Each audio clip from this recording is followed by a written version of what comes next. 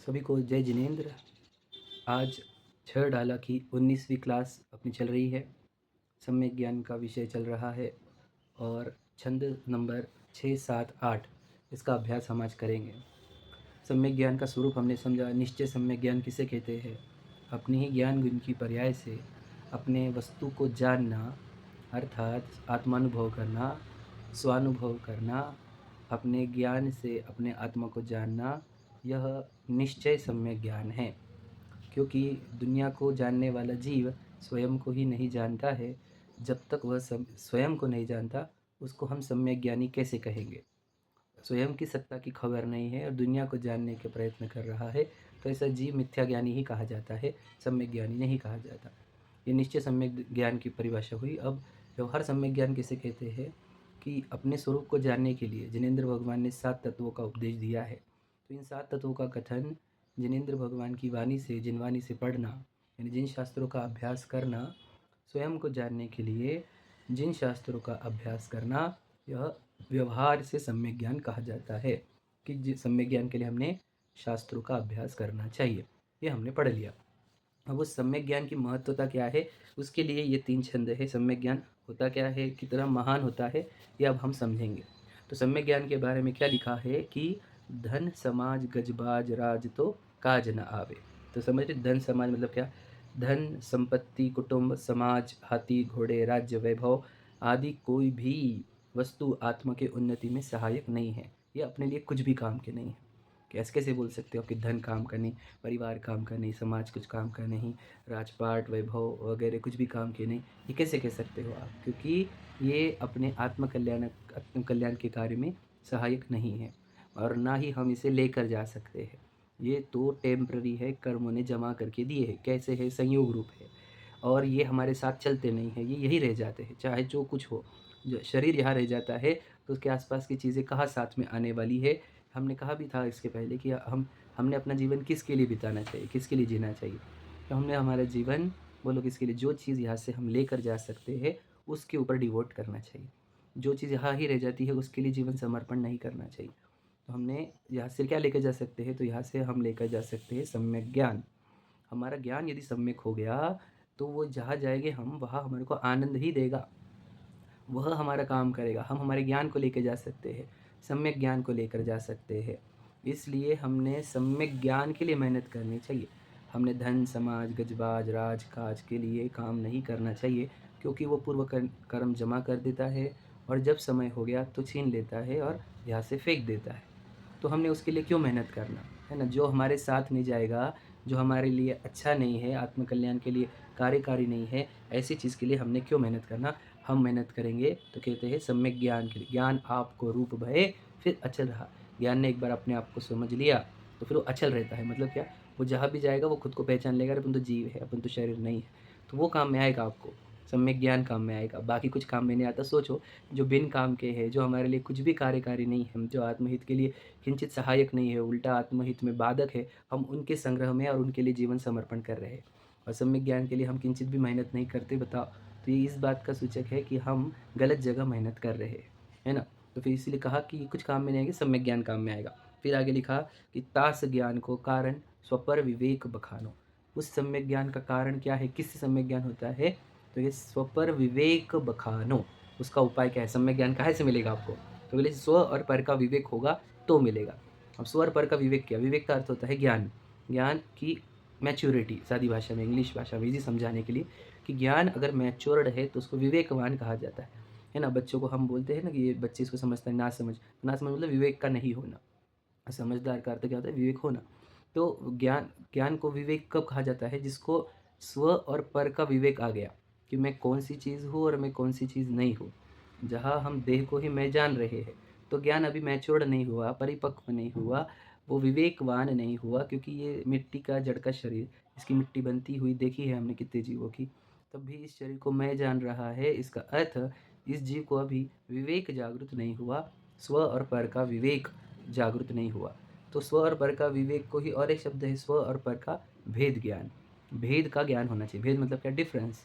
Difference है स्व और पर में। कहा देखो, शरीर पर है पूरी तरीके से, है ना? हमने 12 होनों में बोला है, जहाँ देह अपनी नहीं तहा ना अपना हो। इसका अर्थ है कि देह अपनी नहीं है, देह मिट्टी की है। तो स्वपर विवेक और स्वपर भेद विज्ञान की आवश्यकता है। जो भेद का अभ्यास करता है कि देखो ये हाथ पैर है ना, चेहरा नाक दाँत आँखें बाल, ये कुछ भी नहीं जान रहे, इसमें जो जानने वाला वो मैं हूँ, और जो जानने में आ रहा है शरीर वदे, ये सब मैं नहीं हूँ। तो ऐसा विवेक होना चाहिए। ये होशियार लोगों का, समझदार लोगों का, विवेकी लोगों का कार्य है। विवेकी लोग ही ऐसा भेद ज्ञान कर पाते, अविवेकी लोग नहीं भेद ज्ञान कर पाते हैं, क्योंकि उनका तो जीवन पूरा अविवेक में ही बीतता है, मोही जनों के साथ भी बीतता है।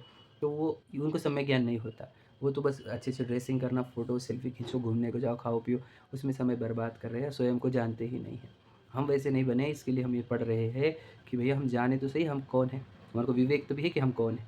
हमें खुद को पुरुष मान लिया, स्त्री मान लिया, और ये तो पुरुष और स्त्री मनुष्य गति का जीव होता है। यानी कर्मों ने बनाया नाम कर्म की रचना, वो ऐसे रचना करता है। मनुष्य का आकार, स्त्री का आकार, पुरुष का आकार, कीड़ों का आकार, पेड़ का आकार, पहाड़ का आकार, देव का आकार, नारकियों का, ये तो कर्मों का आकार है। वो हम थोड़ी है। तो विवेक रखो कि मैं नहीं हुई है। मुझे अगर बनाना ही होता कोई को, तो हम तो बहुत भारी बनाते, पर हमारे हाथ में थोड़ी है। वो नाम कर्म रचना करता है उसकी ड्राइंग जैसा।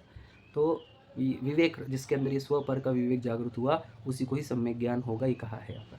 स्वपर विवेक बखानो कोटि उपाय बनाए, मतलब क्या लिखा है, करोड़ों उपाय करो, करोड़ों ट्राई करो। क्या कि मैं नहीं हूँ, मैं गोरा काला नहीं हूँ, मैं मोटा पतला नहीं हूँ, मैं कौन हूँ, फिर मैं कौन हूँ। फिर बार बार देखते रहो कि बोलने वाला मैं नहीं, खाने पीने वाला मैं नहीं, है ना, चलने वाला, बूढ़ा होने वाला।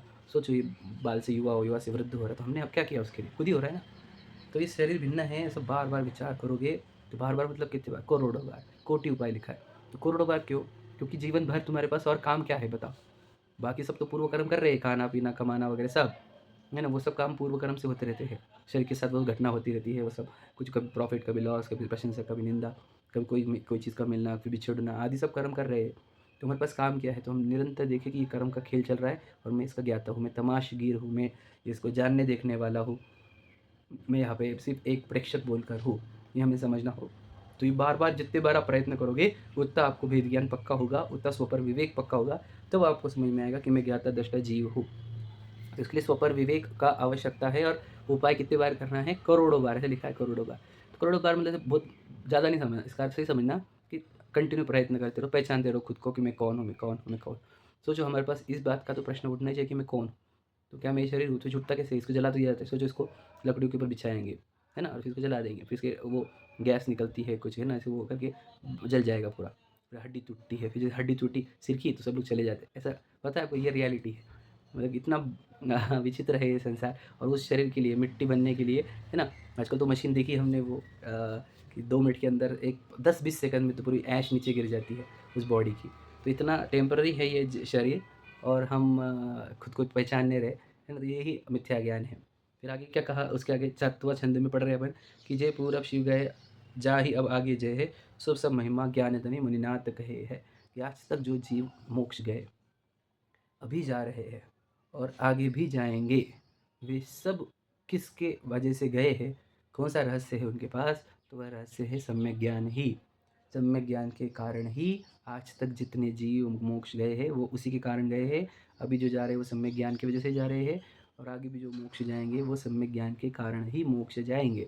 ऐसा कौन कहते हैं? मुनिनाथ, मतलब क्या?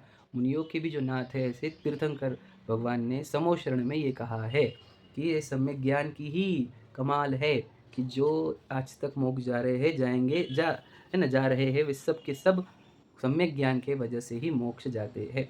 तो इसलिए कहा जय पूरब शिव गए, जाहि और आगे जय है, ते सब महिमा ज्ञान तनि मुनिनाथ कहे है ना, मुनिनाथ ने कही है। फिर आगे लिखा कि उस विषय चाह दवदाह जगत जन अरनिद जावे, तास उपाय न आन ज्ञान घन घान बुझावे।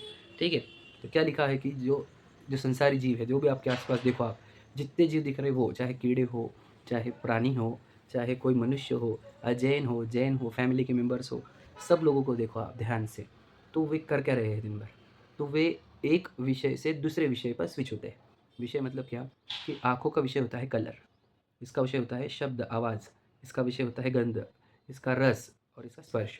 तो देख लेना वो निरंतर कोई ना कोई एक इंद्रिय का विषय की डिमांड पूरी कर रहे हैं। कभी मोबाइल देख लेंगे, कभी फ़ैन लगाओ, एसी लगाओ, कभी गाने लगाओ, न्यूज़ लगाओ, है ना।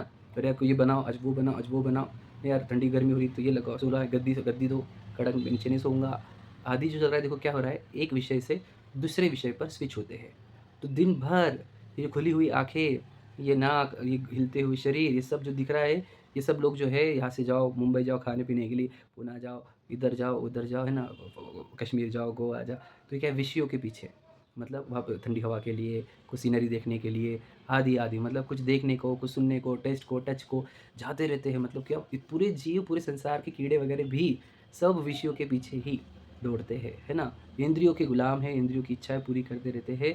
तो ये इंद्रियों की इच्छाओं को यहाँ पर क्या कहा गया कि ये आग है, ये आग ही तो है, इसलिए तो अंदर जलन हो रही है उस आग की, इसलिए तो उसके उपाय करने के लिए इधर जाओ, इधर खाओ, उधर पियो, ये करो, वो करो, वो करो, इसके बाद वो, दूसरी बात वो, दूसरी बात वो, मतलब निरंतर उसके अंदर विषयों की इच्छा की अग्नि चलती है। इच्छा की अग्नि कह रहे हम, विषय चाह दवदाह। तो ये पूरे जीव निरंतर इंद्रियों की इच्छाओं से पीड़ित है, पूरे संसारी जीव, और मैं भी अनंत काल से ऐसा पीड़ित था, है ना। फिर अब उपाय क्या है, क्योंकि देखो हम, हमारे को तो कभी मिलता ही नहीं कोई अवसर जब हम कोई इंद्रियों का प्रयोग ना करें, है ना। एक तो देखेंगे ना, सुनेंगे, स्मेल करेंगे, टेस्ट करेंगे, टच करेंगे, सो जाएंगे। तो ये सब इंद्रियों के ही विषयों की इच्छाएं है। तो फिर उपाय क्या है ये इस अग्नि का, क्योंकि इससे सभी जीव जल रहे हैं और अनंत काल से जल रहे हैं। तो कहते हैं, जैसे इसको उपमा क्या की दी है कि जैसे अगर कोई जंगल में आग लग जाए, तो एक बार आग लग गई जंगल में तो महीनों सालों तक चलती है, क्योंकि एक पेड़ से दूसरा पेड़ को लगता है, घास से वो ट्रांसफर होती है अग्नि। इतना अग्नि लगती है कि बहुत सारे केसेस है, वीडियो है इंटरनेट पे। तो देखेंगे कि अगर जंगल में आग लग गई, जैसे ऑस्ट्रेलिया में लगी थी वो कुछ साल पहले, तो बहुत डेंजर अग्नि फैलती है। तो इस अग्नि का सोल्यूशन क्या है, तो कह रहे फिर वो लोग आज हेलीकॉप्टर से, प्लेन से डालते हैं पानी, तो भी इतनी स्पीड से नहीं बुझती है। पर अगर यदि याद करो, समझ लो वहाँ पर अगर तेज़ वर्षा हो गई तो वो पूरी अग्नि शांत हो जाती है, एकदम शांत, तेज़ वर्षा होने पर। तो वैसी ही वर्षा कौन करेगा, तो वैसी जो अग्नि हमारे पास लगी हुई है, विषयों की अग्नि, तो इस विषयों की अग्नि को कोई बुझाने में समर्थ है, तो क्या सम्यक ज्ञान के मेघ पटल ही इस अग्नि को बुझा सकते हैं। अर्थात जिस जीव को ये पता चलता है कि मैं तो जीव हूँ, है ना, खुद ने खुद को देख लिया, अगर मैं तो चेतन वस्तु सत्ता हूँ, तो फिर उसको पता चलता है कि ये इंद्रियों के विषयों से तो मैं और डिस्ट्रैक्ट होता हूँ, मुझे बहुत इच्छा होती है, मुझे बहुत तकलीफ होती है, मैं तड़पता हूँ, है ना, और मेरा बहुत समय बर्बाद होता है इन इंद्रियों की डिमांड्स पूरी करने में। तो वो क्या करता है, उसको पूरी इंद्रियाँ बोरिंग लगने लग जाती है। रोज देखूंगा तो मिट्टी दिखेंगी, किसी का शरीर दिखेगा गंदा शरीर, सुनेंगे भी तो फिर वही मिट्टी के, गंध भी मिट्टी, सब मिट्टी मिट्टी दिखने लग जाता है। और जितने भी देख रहे हैं ना, पानी देखेंगे तो वो भी एक इंद्रिय जीव है, पेड़ देख रहे हैं तो भी एक इंद्रिय जीव है, वो पहाड़ देख रहे हैं वो भी एक इंद्रिय जीव है। आप समझ लीजिए, देख क्या रहे हम, एक इंद्रिय जीवों को, स्थावर जीवों को देख देख के प्रसन्न हो रहे ना, बारिश देखनी है, नदी देखनी है, समुद्र देखना है, तो सोचो क्या हो रहा है, एक इंद्रिय जीवों को देख देख कर प्रसन्न होते हैं। तो क्या होता है, वैसा बंधन होता है हमारे को, हम भी एक इंद्रिय परिया बांध लेते हैं। क्यों, क्योंकि हमारे को अट्रैक्ट किसका अट्रैक्शन हुआ, एक इंद्रिय जी स्थावर जीवों का अट्रैक्शन हुआ, तो इसका अट्रैक्शन से क्या होगा, हम भी एक इंद्रिय बन जाएंगे, हम भी वैसे ही पड़े बन जाएंगे। कौन से, जैसे वो एक इंद्रिय है, पेड़ पौधा, हवा पानी, समझ रहे, हवा हो पानी हो, सब एक इंद्रिय ना, पृथ्वी का एक, जल का एक, वायु का एक, अग्नि का एक, वनस्पति का एक। तो इसे हम ये बनते जाएंगे अगर हम किस पर, मतलब एक इंद्रिय जीवों का अट्रैक्शन करेंगे। तो जैसे सम्यक ज्ञानी जीव होता है, वो क्या करता है, फिर वो ऐसा बन जाता है कि वो उसको ये सब इच्छाएं बुरी लगती है, कि देखूंगा भी तो क्या, एक इंद्रिय जीवों को, तो मुझे नहीं देखना, है ना, और ये इच्छाओं से मैं तड़पता हूँ, मुझे बहुत तकलीफ होती है, इसलिए वो अपनी इच्छाओं को रोकता है। तो वो सम्यक ज्ञानी जीव ही कर सकता है। तो भी तो देखो, भगवान जी को हम जय जिनेंद्र जो कहते हैं, तो इसका अर्थ है कि जिन्होंने इंद्रिया जीती उनको हम उनकी हम जयकारा करते हैं, जय जिनेंद्र का अर्थ क्या है, जिन्होंने इंद्रिया जीती। तो कौन जीत सकता है, सम्यक ज्ञानी जीत सकता है, वो हमारे मुनिराज जो इंद्रियों को जीतते, 5 इंद्रिय विजय होता है उनके 28 मूल गुणों में। तो इंद्रिय विजय वो भी करते हैं, है ना, इंद्रियों को विजय करने के लिए वे नग्न भी रहते हैं, और बहुत सारी क्रियाएं हैं।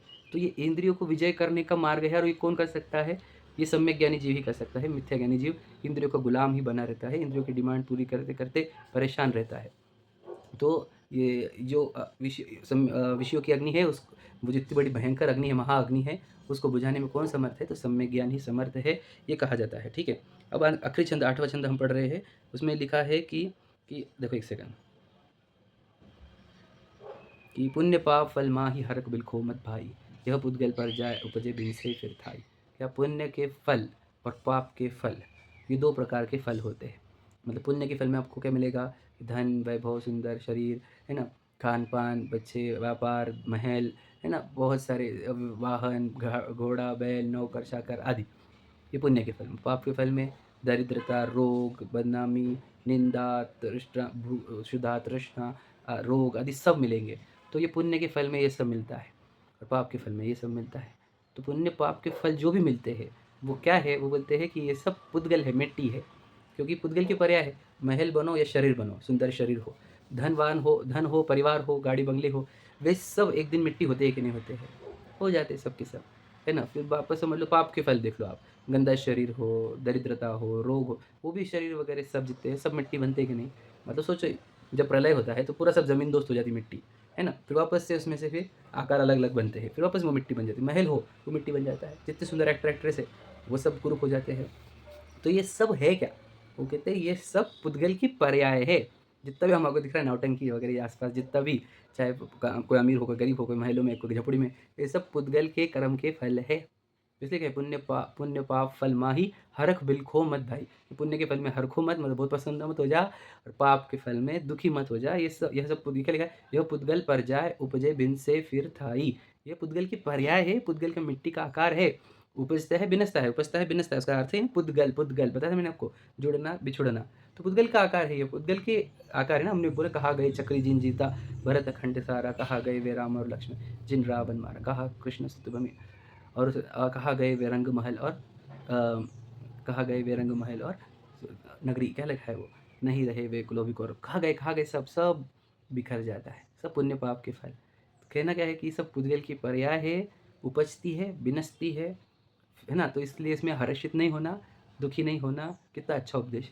तो हम फिर ये हर्षित होने पर क्या होता है, फिर हम बोलते हैं ये टीका रहे तो कर्म बांध लोगे, और फिर दुखी हो गए तो ये चला जाए, फिर वापस कर्म बांध दिए, फिर दुखी, फिर और दुखी हो जाएंगे, संसार में भ्रमेंगे। तो फिर समता भाव रखो, ये पुद्गल का मिट्टी का कार्य है, प्रशंसा भी कर्म करा रहे हैं, निंदा भी कर्म करा रहे हैं, दरिद्रता भी कर्मों की है, प्लस धनवानपना भी कर्मों का है। तो इसमें हर्षित होना और बिलखना नहीं, हर्ष बिलखो मत भाई। तो क्या करना, विषमता भाव रखो, शांत भाव रखो, देखो कर्मों का खेल चल रहा है, नाटक चल रहा है, तो देखते रहो, प्रेक्षक बने रहो, इसके ज्ञाता दृष्टा रहो, है ना। तो ये उपदेश दिया जा रहा है कि इसको ज़्यादा हर्षित बिल्कुल मत हो।